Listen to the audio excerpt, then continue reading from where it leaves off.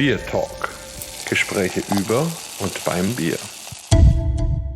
Hello and welcome to another episode of our podcast, BierTalk. Today, maybe you hear it, we are live on the drinktec fair in Munich, and we are in a very interesting place. We are at the Boortmalt booth. It's about malt, but it's also about a revolution. Maybe we can say it's a revolution with infusion. Maybe you hear it. The infusion is with a very special thing called malt. And we are sitting together with a beautiful lady which invented this idea. And maybe you know her, it's Cristal Peck. She was already brewing in Berlin and other places. So we are very happy to have you here, Cristal. And maybe you'll do a short introduction about yourself. Thank you, Marcus. It's an absolute pleasure to be here with you today. I am Cristal. I lived in Berlin prior to living in Antwerp, which is where I now am. I'm a brewer and biologist. I've been brewing for many years, and also prior to that I worked in a laboratory. I am hungry for new things, creative things, innovations in our industry. And 3 years ago I moved to Antwerp, where I am running our innovation centers in Belgium, of which we actually have 2. And there it's my playground for coming up with wonderful new creative approaches to the malting industry, which has been pretty stagnant for many, many years, because malting is a wonderful natural process that we basically perfected many, many years ago. So there's been no need to shake it up. So it was interesting for me to approach the malting industry with a new set of eyes, you might say. Yeah, great. So we will hear more about this in a few moments. But maybe before, it's just interesting. So you're here, you were in many places in the world, and how did you come into beer, into brewing, and what did you learn in your long journey? Well, I've always loved drinking beer. Actually, my dad taught me to appreciate beer from a young age, because he thought that beer was a very safe alcoholic beverage to come to like, much safer than drinking spirits and things. So since I was legally able to drink in Australia, I was enjoying beers. And I started brewing my own beers over 20 years ago back in Australia. I love the art of brewing beers because it's total science, and I'm a biologist, so there's so much overlap to the biology I used to teach to my senior students and the actual beer production process, and I always found that just wonderful and holistic. So after I moved from Australia to Germany, I managed to professionalize my passion. I spent many years working in a research institute, and at the same time I started working in a beer shop in Berlin, where I was taking beer tastings and brew courses. And then I started working in a Berliner Weisse dedicated brewery, Berliner Berg in Berlin. They wanted me to come on board and start working on the recipe for Berliner Weisse because of my background in biology and brewing. So there I had a wonderful journey into the Berlin beer scene, and I got to combine my knowledge of microbiology with my knowledge of brewing, and it was really perfect. I enjoyed it very much. Then I became head brewer there for the small brewery. After working there for 2 years, I was ready for a change, and this position opened in Belgium, another wonderful country with a strong beer focus, obviously. So I travel the world for beer. Yeah, that really sounds fantastic. And in Berlin, in fact, we met first time, it's maybe a long time ago now, but it was also a great time. And as you said, you made fantastic beers there, and especially Berliner Weisse was a real challenge in this time, and you really made it. So that's great. But maybe how does an Australian girl come to Germany? Wasn't there another idea? Well, that's a funny one. My dad is Swiss, so I wanted to live in Europe somewhere. And I'd thought of moving to Switzerland, but I just suspected that I would resonate very strongly with Berlin. Berlin is a city for creativity. It's a fertile scene where you can achieve anything and everything. So I decided that Berlin was where I'd move to. And in Australia, we have this working holiday visa. And you can only really do that up until a certain age. And that age was approaching for me. I had to make a very quick, spontaneous decision. And in the end, I just quit my job, left my house and my dog, and moved to Berlin almost spontaneously. But it was a huge decision, scary move. One of the scariest things for sure I've ever done, but it was also the best decision I ever made. Did you miss your dog? I can't tell you how hard that was for me. My dog, of course. Yes, we Skyped regularly. Okay, but now let's go after the past in the present. And we have now this fantastic idea with malt. I really heard of that first time here when I was first on the booth. And maybe I explain it in a very short sentence and you do the details. As far as I understood, during the malting process, the malt needs to get some water, the steeping process. And the idea is, okay, if we want to have specific aromas in the malt, you can put them in the water used for the steeping process. And then if the malt more or less drinks the water, it also takes in all these aromas and they stay. And so after all the process, and when you brew your beer afterwards, you have all these beautiful aromas in the beer. And that's really a very nice idea. I'm just wondering why I didn't have this idea. It's worth millions of dollars. I don't know, but it's really great. But am I right with a short description, or it was maybe spot you on. say a bit more about the process and how it came onto this? Yes, no, you summarized it very well. And it comes from my background brewing. That's the reason I was approaching the malting process in this way. Like you said, the malting process is comprised of these 3 stages. The steeping is the first stage, and that is where we hydrate the barley kernel. We're basically simulating springtime then. So the barley kernel, the embryo, it wants to grow. And in order to grow, it needs to start breaking down or modifying its starchy endosperm, which is actually its energy storage. So during the steeping phase, you have usually 2 or 3 wet immersions. You immerse the barley, and it starts to increase in its moisture, and it goes from around 12%, which is the barley moisture off the field, roughly, and then it goes all the way up to 45%, usually in the steeping phase, and it lasts about 2 days. You break up the wet phase with the dry phase so the embryo can still continue to breathe, otherwise you'll drown the embryo. So that's important. And then you go into the germination phase, which is a humidified, temperature-controlled, aerated process, which lasts around 4 days. And that is basically when the embryo is busy producing enzymes. Those enzymes are important in breaking up those starches and also the proteins as well. So that's basically altering the entire chemistry of the barley kernel. So that's a really pivotal point in this process as well, this infusion process, which I will come back to. And then finally is the kiln phase. And that is when we remove all of that moisture we've put in, 45%. We bring it all the way back to a safe moisture level for our brewers to store the malted barley at. Our brewers and distillers, I should say. So that's around 4%. I started incorporating ingredients into each of these different phases, the steep, the germination, and the kiln. And I tried to understand where it had the most impact on this process.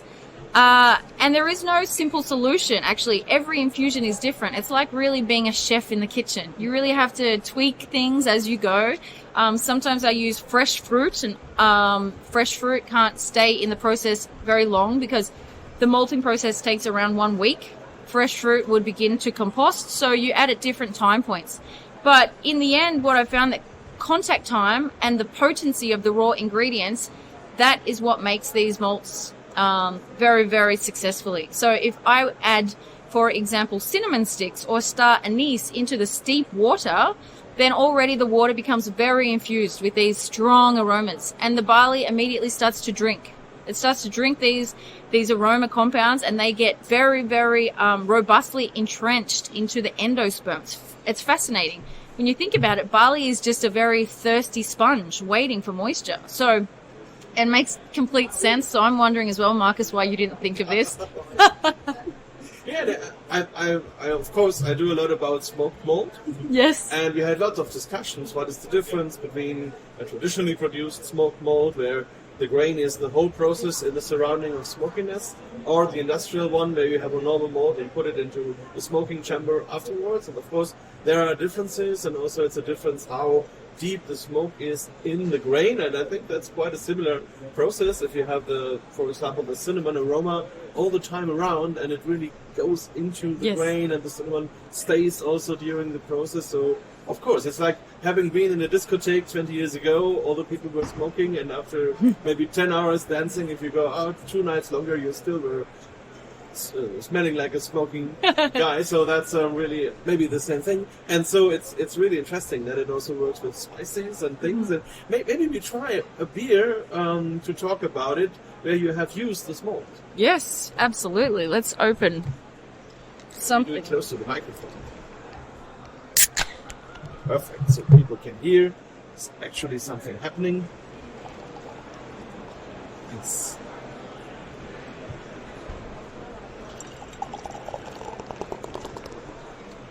and the air is already smelling very nice.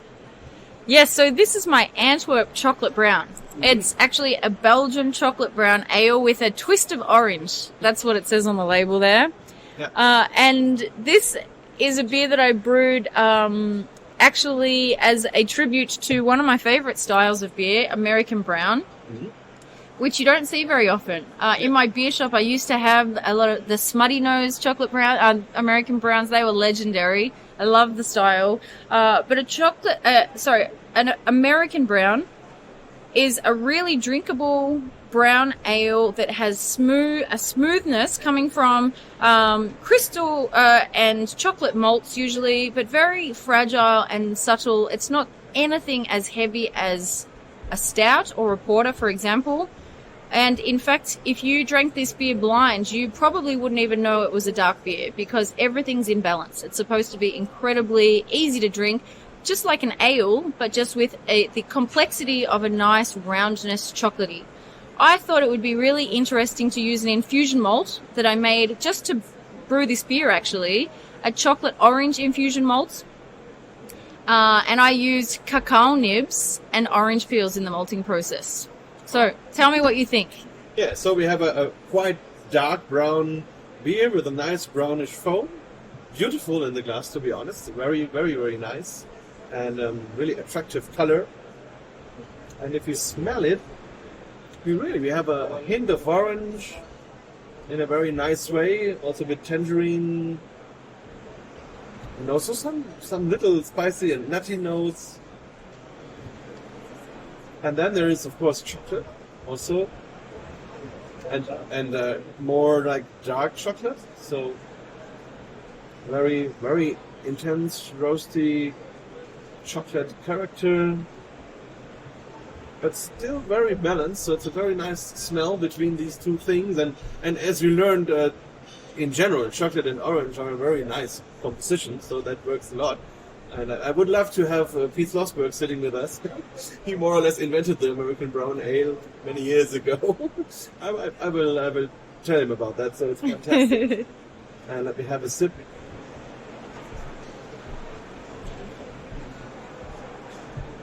Very smooth, very nice mouthfeel. And it starts a bit sweet, then you have the orange aroma. And then it slightly turns into some chocolate roasty thing. And at the end you have a quite strong roasty bitterness, but as it belongs also to it, it's American brown ale, so has to have some bitterness and some hops also. Yes. So it's a little bit dry hopping around. Maybe it's also a bit citrusy aroma, so that combines again to the orange. So it's a very nice, refreshing drink, which really has all these aroma components. So fantastic. That's the thing that I find just intriguing about these infusion malts is that I find this beer different to anything I've ever tasted. It's unique. And as a creative brewer, I was hungry. I'm always hungry for making unique products, creative products, something unlike anyone has ever tried before. And the infusion malts really allow me to do this. Every beer I brew is incredibly unique. Yeah, it's fantastic. And another unique thing, we talked about that before, is that you have a slight coconut aroma also in that beer, especially when it gets a bit warmer. That's also nice. Yeah. I agree with you. And that's actually one of the fascinating things, Marcus. I've worked together with a university in Leuven, and they've done some analysis on the volatile compounds in these malt varieties that I've created. And they've done gas chromatography mass spec and been able to show conclusively that inside the endosperm of these varieties, we do have clear, distinct peaks of aroma compounds. But also beyond that even, we're in the process of looking at how we can quantify the development of novel aroma compounds. Because, as I mentioned to you, the embryo is busy breaking down the entire barley kernel. It's breaking it down so it can feed itself, sustain itself to grow. So there's a lot of biotransformations happening actually in there. It's a busy little barley kernel. When you basically influx it with all of these crazy wild aroma compounds, it goes into a little bit of shock. It must because it has to then incorporate all of these compounds into what it's already doing, which is already incredibly complex process. You have the breakdown, development of Maillard components, etc. in the malting process, and it looks as though these aroma compounds are actually creating new and novel compounds through the process of this modification, and we're seeing new flavors develop, which is fascinating because these flavors were never added into the infusion malt. It's almost as if somebody said this to me the other day, and I like it. They said it's almost as if 1 + 1 = 3 with these malts, which I think is a nice way of describing what's going on here. It's a great description, and I think it's just that as it is. It's a magic happening, and of course, especially if you have organic processes, 1 + 1 can be 3. So yes, that's fantastic. But so you used orange peel and cacao nibs to do that. And I just imagine what the people said when you were at the maltery and said, okay, normally you do it malt, but now here I have some maybe kilos or tons of orange peel and cacao nibs. Put that into your steeping chamber. So what did they say? And did they think you're mad, or what was it? Yes, they did. Absolutely. They all laughed at me and thought I was just the cuckoo Australian doing innovation. No, I actually started all of these myself in our innovation center in Antwerp. We have micro maltings there, so I can actually do samples from 100 grams all the way up to 1 kilogram. So that was nice. I started everything in one kilogram. I was basically doing my own trial and error without anyone even knowing about it. Basically, I didn't really want to tell anyone what I was up to there until I could prove that it actually made sense. So I remember our production manager in Antwerp coming in one day and saying, "What is this? I smell lavender." And then I showed him my green malt, the green malt with lavender, and he was flabbergasted, I think. He was shocked and he laughed, and since then, to this day, we laugh about that situation because now all of his nightmares have come true. I'm scaling these up into production facilities, which presents a lot of logistical challenges for the productions teams, obviously. So I've gone from 1 kilogram to 60 tons was my latest infusion, the gingerbread cookie infusion. I did that in our smallest production site in Ireland. So that was the very first time. That was a few weeks ago. And so that one's fresh on the market. And the reason I did that is because I was doing 1 ton batches in my innovation center. After the 1 kilogram, I was able to scale up to 100 kilograms. And then there became a real demand on the market in Belgium. I did a collaboration with Brussels Beer Project first. We made a Christmas beer last winter. And then they wanted more and more. So I went to our 1 ton facility, and then I started having to do several batches of each of the infusions. So 1 ton wasn't enough, and now I'm at the point where 5 tons is still not enough. And after the success of the infusion malts in Minneapolis for the Craft Brewers Conference, the American brewers all said, "How can I get this and when?" So at that point we said, all right, we need to go to production with this. Fantastic. And we have here some of this ginger infused malt, so gingerbread. And when I smell it, it's really, you have ginger, you have cinnamon, you have maybe nutmeg or some things like that, other spices. So it's really a lot. And if you say you produce 60 tons, if I imagine how much of these spices do you need to have at the end 60 tons of this malt? A lot. No, yes, I think I basically procured all of the cinnamon on the planet at this time. So my advice to you all is stock up on the cinnamon in your local supermarket. It might be the last available for a while. We have to plant some more of those cinnamon trees. They are very useful for my infusions. But yeah, no, I mean, I acquired 12 tons of that cinnamon for this infusion. It wasn't only cinnamon. Cinnamon was the major player, but also a lot of ginger.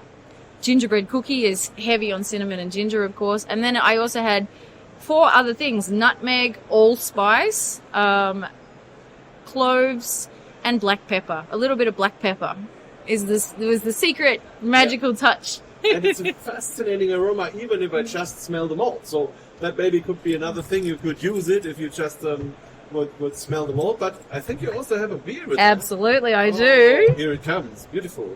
So, it's dark beer again, with a little hint of reddish color, I would say. And the foam is even a bit more dark, and it seems to have a bit more of alcohol. yes. And yeah, it looks beautiful. And let's smell.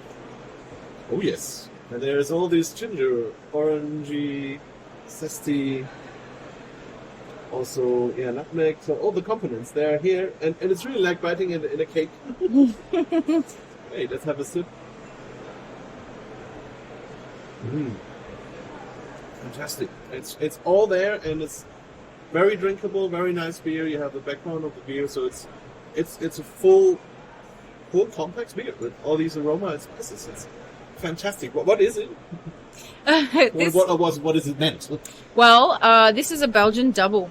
It's intended to be a Belgian double, but obviously it's with my innovative approach. So I didn't use a Belgian double yeast strain. I didn't use a traditional Belgian strain, which is a little bit wild, living in Belgium. I actually wanted to use the most neutral yeast strain I could get my hands on, so that everything that came out of this was coming from the malt. So there are no esters or phenols coming from the yeast strain. This is all coming from the malt. And like you said, it's incredibly complex on the nose for me. It reminds me of being in the Weihnachtsmarkt. It just... smells really trigger, feelings and experiences. And when I smell this, automatically I'm transported to a time of a winter Christmas market, and it's quite powerful and a lot of imagery going on. But yeah, in Dutch we have the speculaas, which is more or less this aroma. I have one, a speculaas infusion malt. Perfect. Speculaas is very popular in Belgium as well. Great. So really fantastic. And for me, being a German, I think the most interesting thing, besides all the aroma, is that normally you could make such a spicy beer only with spices, and that means it's not allowed to be done in Germany. But this, if you have the spices already involved, I think that's according to the purity law. This is allowed. So we now can have beautiful, spicy winter beers, for example, also on the German market, and that's really a great thing. So we really have to thank you for that innovation. Oh, thank you, Marcus. It's so lovely to talk about it. That's something that I have thought a lot about, the fact that we're kind of sidestepping some traditional approaches to brewing in Germany with this. Yeah, but I don't think it's a problem, because there are many people researching, for example, for special yeast strains which also have like spicy aromas, or of course the hops, where you can also have spiciness, and of course also the malting process. Yes. There are a lot of special malts around trying to emulate, for example, cacao and nutty aromas and whatever. Mm-hmm. And so I personally see no problem. Why should this be other than maybe making a smoke malt? So it's just you're using the process of malting and you're feeding the grain. Yeah. So it eats and it smells. So that's beautiful. Yeah. Well, smoke malt's also filled with these phenolic components, and it's exactly the same principle. So yeah. I agree with you. It gives a lot more tools then to the brewers of Germany. So do you think when is this malt available in a larger scale, and who should brewers contact if they are interested in it? this malt is available in a larger scale as of, well, next week. I've just done my first big batch. I'm going back to Ireland early next week to finish it up. And then we'll be packaging it into bulk vessels. I've actually already sold a lot of it to a very amazing distillery, which is exciting. And then the rest will go to our craft market. And we'll fill it into 25 kilogram bags, also 1 ton bags. And it will be available wherever you'd like. And in terms of the best way to do that, listeners are able to email me, and I can put them definitely in contact with our right person here in the company. Wonderful. So I will put that in the show notes. And how much malt do you need? Maybe if I want to make such a Belgian brew here, and maybe I have a malt bill of 200 kilos normally or something like that. How much would be the share of your special malt? Yeah, that's a great question. And actually, there is no simple answer because that would depend on the infusion, the potency of the infusion. It would depend on the recipe. It would depend on the hop additions, on the yeast strain, on the grist. And it would also depend on how wild the brewer would want that to be. So I know that's a lot for a brewer to have to process when they're creating their recipes. So what I'm actually doing now, every infusion I make, I take it into my lab. We have a beautiful lab next to our innovation center, and I do a bunch of different mash trials where I do different inclusion rates into the grist so that I can find a nice window of recommended usage. And then I write a little note to the brewers for each release where I can say, I would advise to use between this and this, depending on what you would like. This is a range I find nice. This would be a more radical version. This would be a more subdued balance. So we try and help the brewers. So very interesting, maybe like uncharted territory. So really a playground where people really can discover new ideas, new things about beer. And maybe last question, you mentioned distilling. So I'm just wondering, because in the distilling process you have another heating and then cooling down process, and you lose aroma components anyway. But it's possible really to get the aromas during the malt also in the distilled product. That's never been done before, Marcus, or about to find out. Actually, you just tried earlier in our tasting a alcohol-free version of an infusion malt beverage with the lavender and orange. Yeah. So there's also the alcoholization column involved in that process. We could still taste the infusion malt in that one. Yeah. So I'm quite certain that these compounds will survive the distillation process.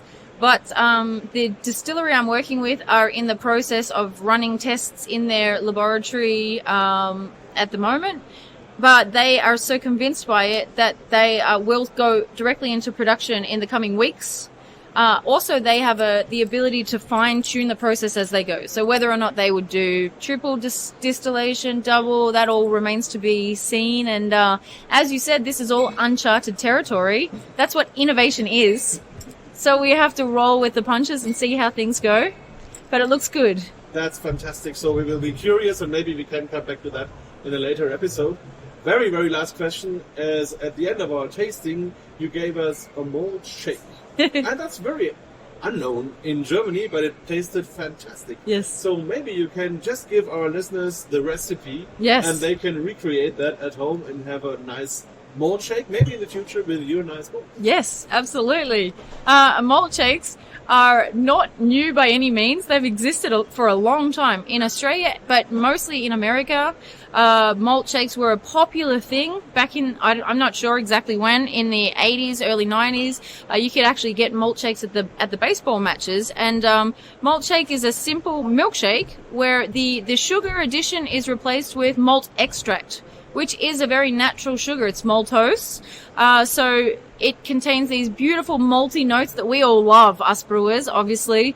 And malt shake recipe is nothing more than milk, ice cream, and malt extract. I can give the recipe for sure. Should I give it to you for your notes? Or Okay, I put it in the show notes also, and so we wish all the listeners a lot of luck and fun trying these recipes, and hopefully they can also try beers with your malt invention as soon as possible. And thanks a lot for your time. Thanks a lot for the information, and good luck for your innovation. Thank you so much, Marcus. It was an absolute pleasure to be here. BierTalk. Gespräche über und beim Bier.